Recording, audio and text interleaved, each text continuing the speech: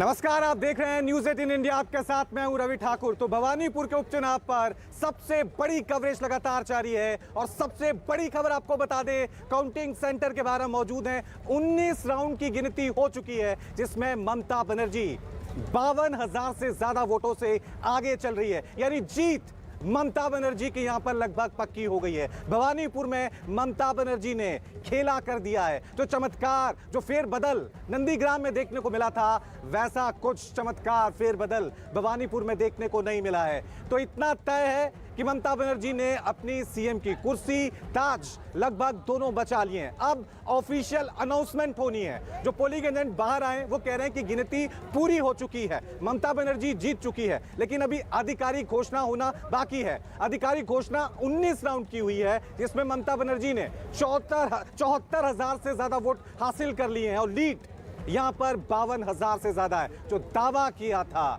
ममता बनर्जी ने, टीएमसी ने, कि यहां पर मार्जिन बड़ा होगा, यहां पर जीत 50,000 वोटों से ज्यादा होगी, वो करके यहां पर दिखाया है। हालांकि अभी 2 राउंड की जो आधिकारिक घोषणा है वो होना बाकी है। हर तरफ जश्न ही जश्न नजर आ रहा है। ममता बनर्जी के घर के बाहर टीएमसी के कार्यकर्ता वहां पर पहुंचे हुए हैं।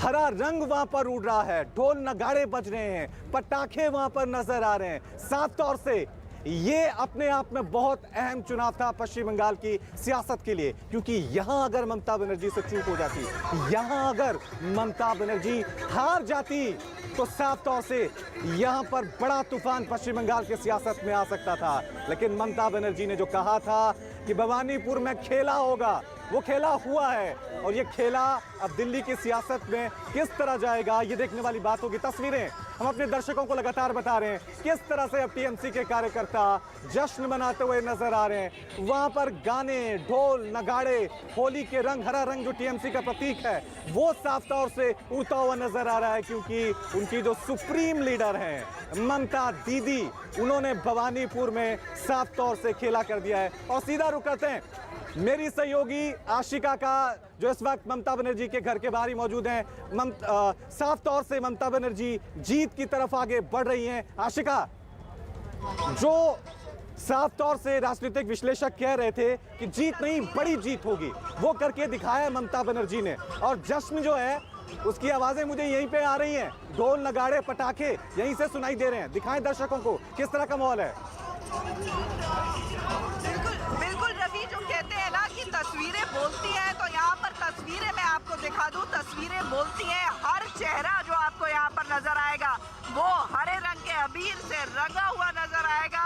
महिलाएं हो, बच्चे हो, हाथ में टीएमसी का झंडा लेकर सभी झूमते हुए आपको नजर आएंगे। मैं आपको बता दूं कि अलग अलग कम्युनिटी के लोग, अभी से थोड़ी देर पहले सिख कम्युनिटी के लोग भी यहाँ पर पहुंचे और सभी यहाँ पर जुट करके जो जश्न है जीत का वो मना रहे हैं। हालांकि यहाँ पर मैं आपको ये भी बता दूं कि चुनाव आयोग की तरफ से जो निर्देश दिए गए हैं उसमें ये साफ कहा गया है कि जीत का जश्न न मनाया जाए कोविड के चलते, लेकिन फिर भी जीत का जश्न मन रहा है। लेकिन तस्वीरें यहाँ पर देखिए, मैं आपको दिखाना चाहूंगी कि ममता बनर्जी की जीत, जो कि भवानीपुर की बेटी है, लगभग तय है। और अब उसको लेकर के यहाँ देखिए महिलाएं, बच्चे कैसे आपको नाचते हुए नजर आएंगे। बिल्कुल छोटे बच्चे भी आपको नजर आएंगे जिनके चेहरे रंगे हुए हैं। तो जीत का जश्न टीएमसी की तरफ से कालीघाट में मन रहा है। रवि जी, तो साफ तौर से जीत का जश्न शुरू हो चुका है। ममता बनर्जी बड़ी जीत की तरफ आगे बढ़ती हुई नजर आ रही हैं। पश्चिम बंगाल के अलग अलग हिस्सों में, कोलकाता में खासकर, जश्न अलग ही अंदाज में दिखाई दे रहा है। ममता बनर्जी के घर के बाहर सुबह से ही टीएमसी के कार्यकर्ता पहुंचे हुए हैं, सुबह से ही ढोल नगाड़े वहां पर बज रहे हैं। एक बार फिर आपको आशिका की रिपोर्ट दिखाते हैं कि किस तरह से टीएमसी के कार्यकर्ता ममता बनर्जी के घर के बाहर इस जीत के जश्न को मना रहे हैं। रुझान आते ही कोलकाता के कालीघाट में जश्न का माहौल है। हरे रंग का ये गुलाल उड़ने लगा है हाथों में टीएमसी के झंडे लेकर के, और ये ममता बनर्जी के समर्थक हैं जो अभी से जश्न मनाने लगे हैं। ममता 2024 साल अभी तो रिजल्ट आए नहीं है, अभी से हो गया दीदी, हो गया। देखिए, जो लोग हैं उनका ये कहना है कि इनके लिए अभी से जीत हो चुकी है। रिजल्ट तो अभी पूरी तरह आया नहीं। हम लोग जीत गया। कितना मार्जिन होगा? कम से कम 70,000 में जीतेगा। भवानीपुर के रुझान आ रहे हैं, अभी नतीजा भी पूरी तरह से नहीं आया है, लेकिन लोगों का कहना है कि अब दिल्ली का रुख करना है। तो जो नारा यहाँ से ममता बनर्जी और अभिषेक बनर्जी ने भी दिया था कि भवानीपुर तो शुरुआत है, बी से भवानीपुर, बी से भारत, तो अब वही यहाँ पर भी गूंज सुनाई दे रही है। तो ममता बनर्जी की जीत लगभग पक्की हो गई है। अब सियासत में अगला कदम क्या होगा? भवानीपुर के बाद क्या दिल्ली की तरफ ममता बनर्जी आज संदेश देंगी? ये भी देखने वाली बात होगी। आशिका लगातार हमारे साथ बनी हुई है। आशिका, जीत तो तय है, अब सिर्फ आधिकारिक घोषणा यहां पर होनी है। 52,000 से ज्यादा की लीड ममता ले चुकी हैं। साफ तौर से अब कोई संभावना नहीं है प्रियंका टिब्रेवाल की। लेकिन अब बड़ा सवाल यह है कि ममता बनर्जी ने कहा था कि खेला भवानीपुर तक नहीं रुकेगा, दिल्ली तक जाएगा।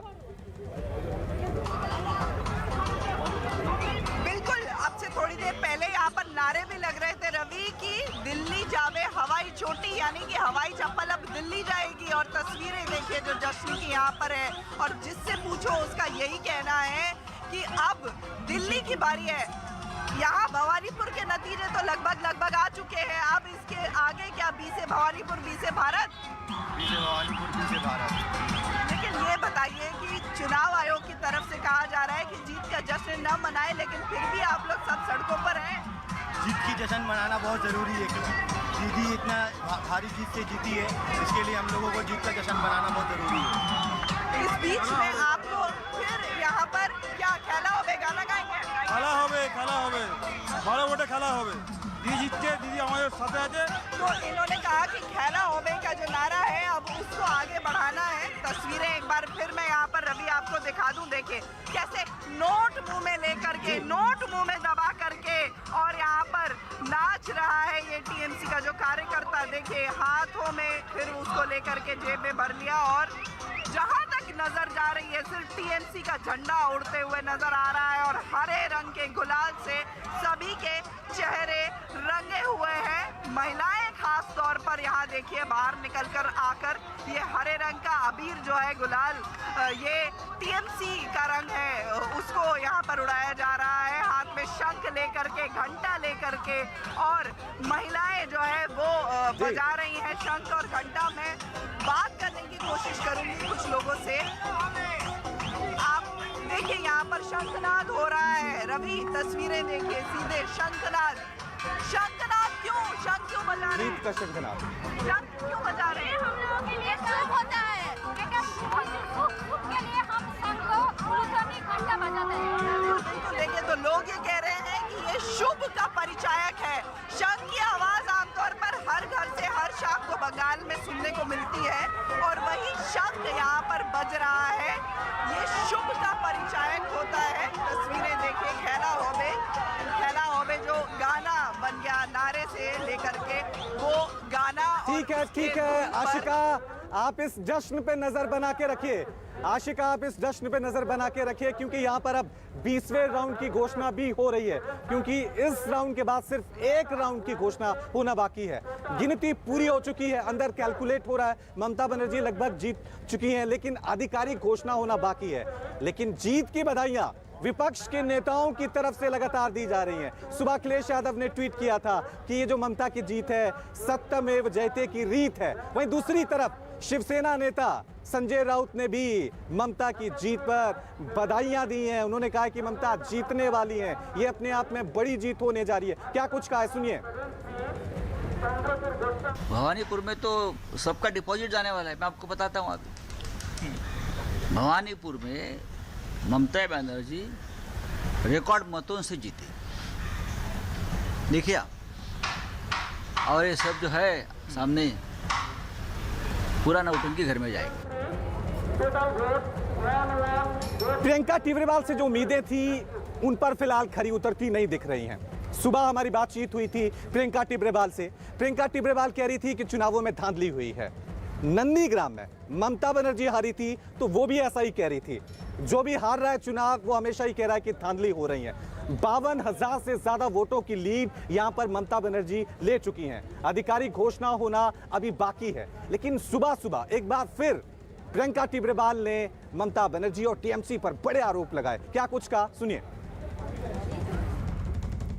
बीजेपी की उम्मीदवार प्रियंका टिब्रेवाल हमारे साथ इस वक्त बातचीत करने के लिए मौजूद हैं। आज नतीजों का दिन है, आइए इनसे बातचीत करते हैं। प्रियंका, आज नतीजों का दिन है, क्या उम्मीद कर रही हैं आप नतीजों को लेकर? देखिए, नतीजे के लिए आदमी तब सोचता है जब आपने अपनी तरफ से अच्छे से परीक्षा दी हो और उस पेपर को चेक करने वाले लोग भी उसे उतने ही अच्छे से चेक करें, एकदम पूरे डिलीजेंस से चेक करें। लेकिन यहाँ मेरी परीक्षा जो है वो तो सरकार के खिलाफ है, उनकी पूरी मशीनरी के खिलाफ है, जिसको मुख्यमंत्री बने रहने के लिए मुख्यमंत्री ने इस्तेमाल किया। पूरी गवर्नमेंट एजेंसी को काम पे लगा दिया, यहाँ तक कि पुलिस से छप्पा वोटिंग कराई गई। इससे शर्मिंदगी की बात और क्या हो सकती है? तो उस पर मैं कहूँ कि नहीं, मैं इतने वोटों से जीतूंगी। अरे आप नहीं जीते, उसके लिए तो ये लोगों ने सब कुछ इंश्योर किया। लेकिन मैं फिर भी कहती हूँ कि मेरी जीत तो इसी में है कि मैंने एक अकेले आपके पूरे सिस्टम से लड़ाई की है और आप लोग चीटिंग कर रहे थे, ये बात मैंने कैमरे में पकड़ के दिखवाई है। और उन लोगों को पकड़ा जो कि आपके पोस्ट होल्डर हैं। आप निकाल दीजिए उस लड़के को, बताइए कि वो आपकी पार्टी का कुछ नहीं है, सस्पेंड हिम। और जिस तरह से शुभेंदु अधिकारी ने एक बड़ा फेरबदल किया था, आपको लग रहा है आज ये चमत्कार फेरबदल आप करेंगे? ये सब ईश्वर के हाथ में है, मैंने अपनी तरफ से पूरी कोशिश की है। कानून व्यवस्था को लेकर हमेशा पश्चिम बंगाल में सवाल उठे हैं, नतीजे आए थे, आज क्या लग रहा है आपको, किस तरह से चीजें दिख रही हैं? देखिए, ये इनका कल्चर रहा है वायलेंस करना, क्योंकि कहते हैं ना कि जो जंगल में रहते हैं जानवर ही होते हैं, तो वो यही जानवर ही हैं। ये जानवरपन हम लोगों ने देखा था पिछले बार भी, तो इसीलिए इस बार इस तरह की कोई घटना ना हो, इसलिए मैंने पहले से चीफ जस्टिस को, गवर्नर को, पुलिस कमिश्नर को, सबको बोला है टू इंश्योर ऑल दिस। आज अगर आप जीतती हैं तो अगला कदम क्या होगा आपका? लोगों के लिए काम करना, और अगर हारती हूँ तो भी वही मेरा कदम रहेगा, सेम।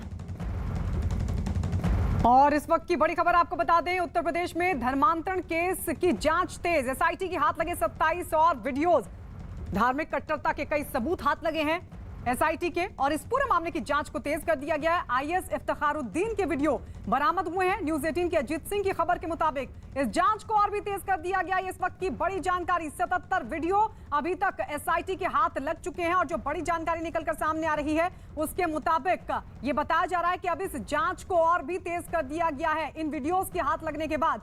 हमारे सहयोगी अजीत हमारे साथ फोन लाइन पर मौजूद है। अजीत, क्या जानकारी मिल पा रही है? देखिए, बिल्कुल गायत्री, आईएएस इफ्तिखारुद्दीन के अब तक टोटल 77 वीडियो आए और 27 नए वीडियो जो एसआईटी जांच करे उनके हाथ लगे हैं। वीडियो क्लिप में बहुत सारे जो आपत्तिजनक बातें हैं, जो गैरें पढ़ी जाती है, उन सब का जिक्र है। तो एसआईटी अब जांच को अपने और आगे बढ़ा रही है और विधिक राय भी ली जा रही है इस पूरे मामले में, क्योंकि जिस तरह वीडियो में धार्मिक कट्टरता की बात सामने आई है, सबूत मिले, और एक अपने पद पर रहते हुए आईएएस अधिकारी अगर इस तरह के कृत्य करता है तो निश्चित तौर पर सवाल खड़े होंगे। और सरकार की तरफ से एसआईटी जांच के आदेश दिए गए और बाकायदा एडीजी जोन है जो वहाँ के, वो इस मामले को पूरी जांच कर रहे हैं। तो अब कहीं ना कहीं इनके लिए और मुश्किलें बढ़ रही है। आईएएस इफ्तिखारुद्दीन, जिनके अब तक 77 वीडियो सामने आए, पहले 50 और आज 27 वीडियो फिर उनके एसआईटी के हाथ लगे हैं। शुक्रिया अजीत।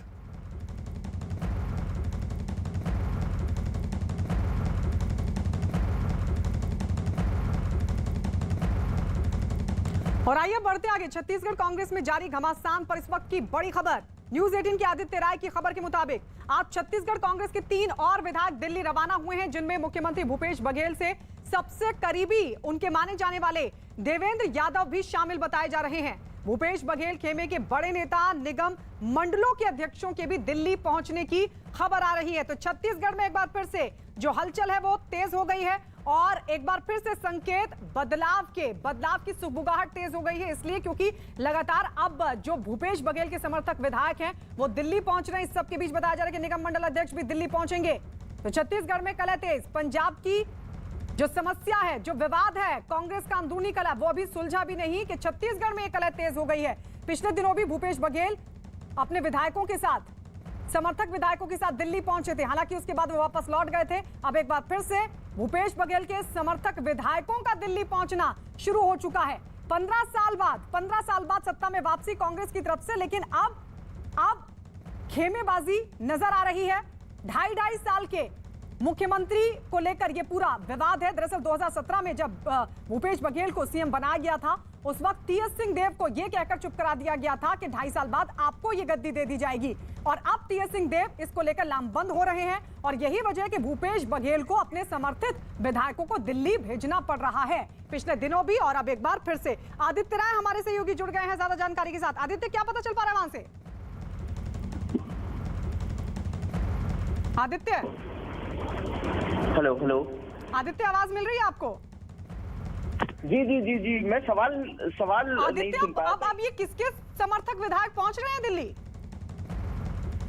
जी देखिए, सीएम भूपेश बघेल के समर्थक जो विधायक है वो दिल्ली पहुंच रहे हैं लगातार, और करीब अभी की जो स्थिति है 40 के करीब विधायकों का जमावड़ा दिल्ली में है। और इसके अलावा जो विधायक है वो कई और जगह पर, एक्चुअली पीएल पुनिया जो है जिनसे इन विधायकों को मिलना है, वो अभी इस वक्त दिल्ली में मौजूद नहीं है, जिसके चलते हुए 40 के करीब विधायक दिल्ली में और कई और विधायक जो है वो दिल्ली जाने की तैयारी में है, जिसके चलते हुए पीएल पुनिया जब तक पहुंचेंगे तो तब तक कई विधायक जो है कांग्रेस के और भी पहुंच सकते हैं दिल्ली। पीएल पुनिया से इन विधायकों को मिलना है। चर्चा ये है कि एक पत्र इन विधायकों के पास है 57 विधायकों की सहमति वाला भूपेश बघेल के नेतृत्व में, कि भूपेश बघेल ही राज्य के सीएम बने रहे।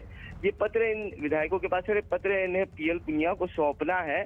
और जब ये पीएल पुनिया को पत्र सौंपा जाएगा उसके बाद हाईकमान को इस स्थिति से अवगत जो है वो पीएल पुनिया करवाएंगे। तो ये स्थिति है अभी। जी शुक्रिया आदित्य। तो लगातार जो भूपेश बघेल के समर्थित विधायक हैं उनका दिल्ली पहुंचना जारी है। पीएल पुनिया से करेंगे मुलाकात और उनके पास 57 विधायकों की चिट्ठी है जो ये बताएगी कि वो अभी भी भूपेश बघेल को ही मुख्यमंत्री पद पर देखना चाहते हैं। छत्तीसगढ़ कांग्रेस में जारी उठापटक के बीच न्यूज 18 के नीरज कुमार की खबर के मुताबिक आज शाम तक छत्तीसगढ़ कांग्रेस के दिल्ली पहुंचने वाले विधायकों की संख्या 55 हो सकती है।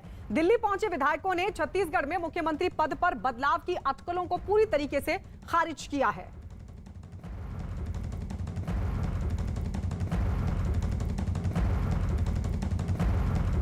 बड़ी संख्या में छत्तीसगढ़ के कांग्रेस विधायक इस वक्त दिल्ली में हैं। तमाम लोग ये कह रहे हैं कि ये उनकी निजी यात्रा है, लेकिन विधायक जब एक साथ इतनी बड़ी संख्या में जुट जाए तो इसे निजी यात्रा के तौर पे नहीं देखा जा सकता। छत्तीसगढ़ की सियासत में अंदर कुछ न कुछ चल रहा है जिससे विधायक के मन में ज़रूर एक आशंका है, संदेह है। ये 25 विधायकों की संख्या है। इस वक्त 21 से 22 लोग यहाँ मौजूद हैं। विजय घाट के बाहर इस वक्त न्यूज़ 18 इंडिया की टीम है और तमाम विधायकों को एक साथ इकट्ठा किया है ताकि छत्तीसगढ़ में कांग्रेस की सियासत की जो नब्ज है, बार बार ये कहा जा रहा है कि भूपेश बघेल और टीएस सिंहदेव खेमे के बीच खींचतान है मुख्यमंत्री पद को लेकर, उस पर बातचीत करते तमाम लोगों से। पहले बृहस्पति सिंह से बात करेंगे जो यहाँ मौजूद हैं और न्यूज़ 18 इंडिया पे पहले भी साथ में थे। इतनी बड़ी संख्या में आप लोग पहले राजघाट गए, विजय घाट गए, ये मसला है क्या? कुछ पक रहा है अंदर, बदलाव होने वाला है क्या? कहीं से दूर दूर तक बात नहीं है। ये जरूर है कि भारतीय जनता पार्टी के कुछ षड्यंत्रकारी नेताओं ने हिंदुस्तान के 3 राजाओं को टारगेट किया हुआ है। एक मध्य प्रदेश के ग्वालियर महाराजा को, दूसरा पंजाब के पटियाला महाराजा को और तीसरा छत्तीसगढ़ के सरगुजा महाराजा को, जिसमें आपने मध्य प्रदेश में देखा होगा हमारा बहुत अच्छा सरकार चल रहा था। महाराज ग्वालियर को गुमराह करके वहाँ हमारी सरकार को गिराने में लोगों ने किया है काम। तमाम विधायकों से बातचीत करेंगे, एक एक करके सबसे उनकी प्रतिक्रिया लेते हैं। चंद्रदेव जी हैं हमारे साथ, विधायक भी हैं और संसदीय सचिव भी। पिछली बार भी करीब 55 से 60 लोग जुटे थे, पार्टी के पदाधिकारी और विधायक, तो मामला तब सुलटा नहीं और आपके मुख्यमंत्री को एक बड़ी जिम्मेदारी उत्तर प्रदेश में दी गई है, सीनियर पर्यवेक्षक की। तो क्या यहाँ की जिम्मेदारी से मुक्त होंगे, ऐसा लगता है क्या?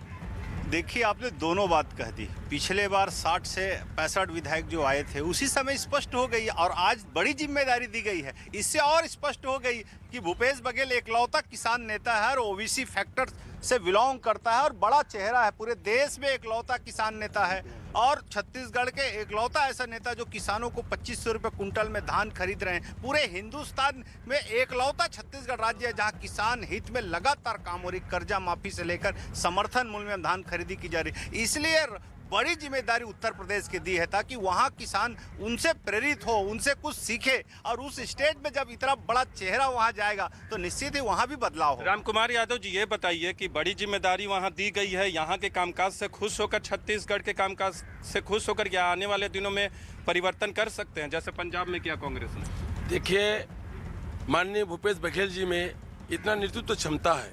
90 विधानसभा में तमाम मोदी जी के रोकने के बावजूद भी 90 में 70 देता हो। अभी असम में भी डिप्टी उनको लगाया गया था।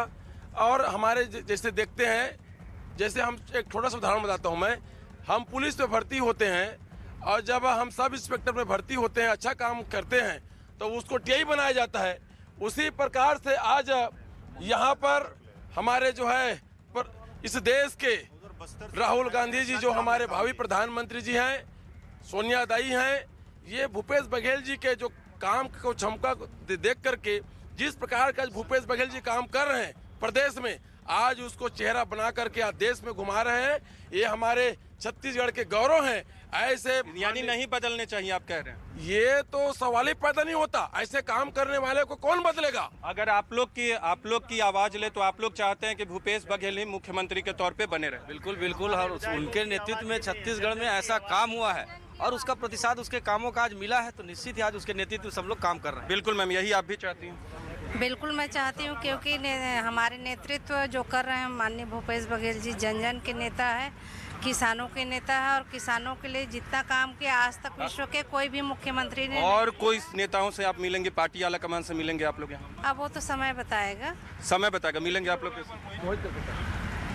हम सभी विधायक का राय आपको स्पष्ट दिखा होगा कि सम्मानित मुख्यमंत्री भूपेश बघेल जी, छत्तीसगढ़ सरकार इतने बहुत शांतिपूर्वक गरीब को, अमीर को, किसान को, बड़े व्यापारियों को, सबको लेकर चलने वाला मुख्यमंत्री हैं, जो आज की स्थिति में 90 सीट में 70 सीट कांग्रेस का मजबूती सीट पे आई हुई है और कहीं पे चूक नहीं होना है। मुख्यमंत्री बना हमेशा भूपेश बघेल जी रहेंगे। द्वारकाधीश जी, आप क्या कहेंगे?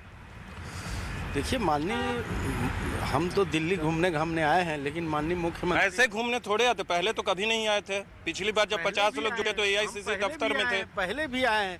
कि कांग्रेस के इतिहास में मेरा जो पहली बार चुन के आया हूँ, लेकिन ऐसा तो आज तक के कभी नहीं हुआ है। और इस वक्त हमारे साथ हमारे सहयोगी नीरज कुमार लाइव जुड़ गए हैं। नीरज, जब ये सब चाहते हैं कि भूपेश बघेल ही सीएम बने रहे, तो फिर कौन है वो जो बदलना चाहता है भूपेश बघेल को, जिसकी वजह से इन विधायकों को यहाँ पहुंचना पड़ रहा है?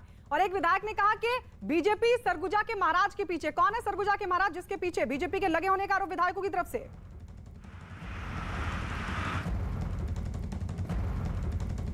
नीरज, लौटेंगे आपके पास और ये बड़ी खबर ममता बनर्जी की शानदार जीत। भवानीपुर उपचुनाव में ममता बनर्जी ने जीत दर्ज कर ली है। बीजेपी की प्रियंका टिब्रेवाल को दे दी है मात। ममता बनर्जी 58,000 वोटों से ममता बनर्जी ने इस उपचुनाव को जीत लिया है। आशिका सिंह की खबर के मुताबिक एक बड़ा मार्जिन देखिए, 58,000 वोटों से ममता बनर्जी ने शानदार जीत दर्ज की। ममता बनर्जी की जीत तय थी, लेकिन मार्जिन कितना बड़ा होगा, इस पर सभी की निगाहें टिकी हुई थी। और अब ये बड़ी जानकारी इस वक्त निकलकर सामने आ रही है कि भवानीपुर उपचुनाव को ममता बनर्जी ने जीत लिया है। प्रियंका टिब्रेवाल की बड़ी हार, बीजेपी के प्रियंका टिब्रेवाल की बड़ी हार। 58,000 वोटों से ममता बनर्जी ने इस सीट को अपने नाम कर लिया। 2011 से लगातार ये सीट टीएमसी के खाते में रही। हालांकि इस सब के बीच पिछली बार अभी जब चुनाव हुए थे हाल ही में पश्चिम बंगाल में, तब ममता बनर्जी नंदीग्राम चली गई थी, लेकिन वहां से हार के बाद भवानीपुर सीट तब भी टीएमसी के खाते में गई थी। शोभन देव चैटर्जी वहां से जीते थे, लेकिन ममता बनर्जी ने एक बार फिर से अपनी सीट को अपने नाम कर लिया है।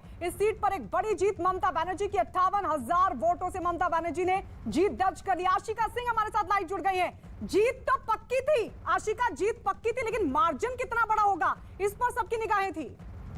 देखिए, यही टीएमसी दावा कर रही थी लगातार। जब से चुनाव की घोषणा हुई थी तब से ये कहा जा रहा था टीएमसी की तरफ से कि जीत तो निश्चित है, मार्जिन जो है उस पर काम करना है। और सबसे बड़ा मार्जिन चाहिए था, जो कि आया इस बार। 2011 से भी ज्यादा बड़ा मार्जिन जो है वो इस जीत में ममता बनर्जी ने दर्ज किया है। और हालांकि बीजेपी ने भी पूरा जोर लगाया था, लेकिन भवानीपुर ने दिखा दिया कि भवानीपुर अपनी बेटी को ही चाहता है। नंदीग्राम में हार के बाद इस सीट पर जीत के, वो भी इतने बड़े मार्जिन से, आशिका क्या मायने हैं? देखिए, नंदीग्राम की बात करें तो ये भी जरूरी है यहाँ पर मेंशन करना कि जो मार्जिन था वहाँ पर वो 2000 वोटों से भी कम।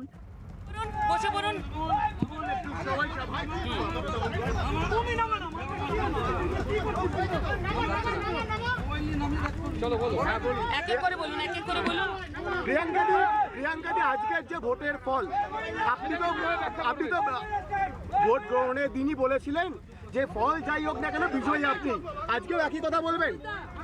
দেখুন আবার বলবো জানি না কে জার্নালিস্টের একটা নিউজ ছিল সেটা আমি should I speak? Yes ma'am, yes ma'am, yes ma'am.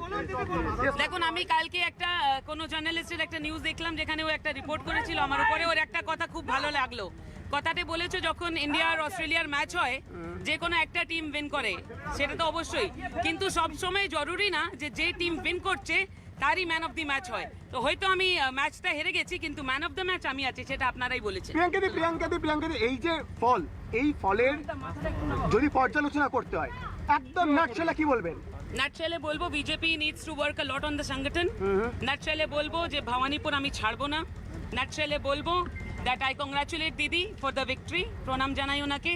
And কিন্তু এটাও বলবো দিদিকে যে নেক্সট টাইম যদি ছাপ্পা ভোট দিতে কাউকে আপনারা পাঠান, দিদি প্লিজ দয়া করে আপনার পার্টির সংগঠনের লোককে পাঠাবেন না তাকে বাঁচাতে, তাহলে এটা সংগঠনের ক্ষতি হয়, মানুষ দেখতে পারে। हिंदी थे आज चुनाव का जो रिजल्ट आया है उसके ऊपर आपको क्या कहना है? देखिए मैं यही कहूँगी कि संगठन जो है वो मजबूत ज़रूर होना चाहिए कोई भी चुनाव लड़ने के लिए। भवानीपुर में बीजेपी का संगठन इतना मजबूत नहीं था, बिल्कुल ये बात ज़रूर कहूँगी। लेकिन इसके साथ ये भी कहूँगी कि अगर लड़ाई की बात करें और हौसले की बात करें तो कल तक जिस बच्ची को ये पहचानते नहीं थे वो बच्ची 25,000 से ज़्यादा वोट उस जगह पर ले आके आई है जिसका गढ़ ममता बनर्जी को कहा जाता था कि वो जगह उनका गढ़ है, और उस जगह में लेके आई है जहाँ ये कहते थे कि कोई मुझे पहचानता भी नहीं है। और एक बच्ची को हराने के लिए उनका पूरा मंत्रिमंडल, एक एक काउंसलर, एक एक संगठन सब सड़क पर उतार दिया मैंने। तो ये प्रियंका टिब्रेवाल को आप सुन रहे थे और इसमें कोई दो राय नहीं है। जब एक मुख्यमंत्री चुनाव लड़ता है उसके सामने आशिका लगातार हमारे साथ बनी हुई है। आशिका देखिए, यही बात प्रियंका टिब्रेवाल ने कहा कि मैं तो मैन ऑफ द मैच हूं। वो इसलिए क्योंकि मुख्यमंत्री के सामने अगर आपको खड़ा होना है तो उसके लिए भी साहस चाहिए, और एक कड़ा मुकाबला तो दिया प्रियंका टिब्रेवाल ने 25,000 वोटों के साथ। चलिए, आशिका हमारे साथ नहीं है लेकिन आपको बता दें इस वक्त की बड़ी खबर, जश्न की तस्वीरें लगातार सुबह से सामने आ रही थी। ममता बनर्जी की शानदार जीत। मैं नरेंद्र दामोदर दास मोदी